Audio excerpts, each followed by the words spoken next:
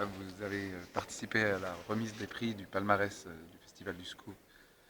Quelle ambiance pour vous? Ben, une ambiance assez émue en fait. Je m'y attendais assez peu en venant ici parce que je ne suis pas au courant de tout ce qui se passe dans la vie locale. Mais c'est vrai que c'était assez émouvant de voir surtout la fin de la soirée et voilà ce soutien qu'il y a eu pour ce festival. On sent que ça a été quelque chose d'important pour tous les gens ici. Donc c'était assez poignant. Ouais. Vous l'avez rappelé à plusieurs reprises dans la soirée, l'investigation, le journalisme ont fait le cœur de votre carrière, de votre vie, puisque vous associez l'un avec l'autre, elles ne se détachent pas l'une de l'autre. Ça marque un tournant pour vous, cette soirée. Non, ce festival est tout à fait dans la continuité de moi, ce que j'ai pu faire, d'ailleurs du grand reportage aussi. Donc non, pour moi, c'est pas un tournant. Je pense que c'est, semble-t-il, un tournant pour le festival.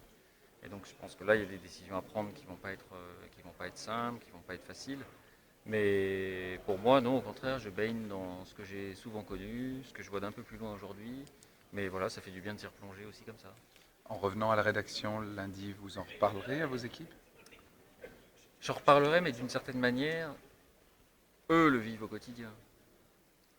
Tous les jours, on prend la décision d'envoyer un tel ou un tel au Malawi, en Haïti.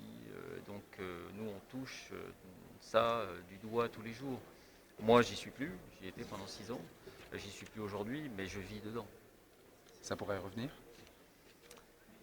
Oui, ça pourrait revenir. Faut jamais dire jamais. C'est vrai que je suis vraiment, moi, embarqué sur une autre voie, dans une autre trajectoire. Mais je pense que on quitte jamais vraiment ça, on quitte jamais vraiment cette envie. Et d'une certaine manière, quand vous faites des interviews, c'est cette même chose que vous allez chercher. Vous retrouvez un peu de toute façon la même démarche. Et ce que j'ai bien aimé d'ailleurs ici ce soir, c'est qu'on prime à la fois la chronique de mes voisins, euh, voilà, l'aventure près de chez vous, et puis le fleuve Congo dans l'ex-Zaïre et ses 1700 km de traversée. Et les deux font partie du journalisme à part égale. Il n'y a pas de hiérarchie. Et ça, c'était bien dans ce palmarès aussi. Tous les ans, de jeunes étudiants se lancent dans des écoles de journalisme, passent des concours, se lancent dans des rédactions. Quels conseils, au regard de votre expérience, vous leur donneriez? Moi, je leur donne le conseil de s'écouter. Moi, quand j'ai fait des études de journalisme, j'ai essayé de faire comme les autres.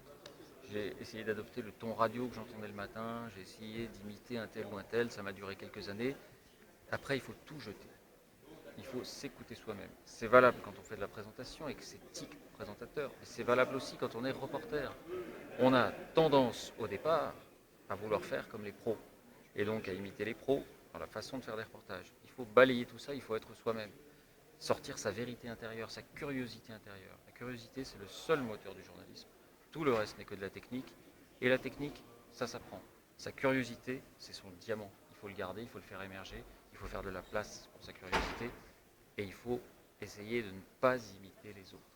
C'est le conseil que je leur donne. Grand merci à vous en tout cas. Très bonne soirée. Bonne soirée.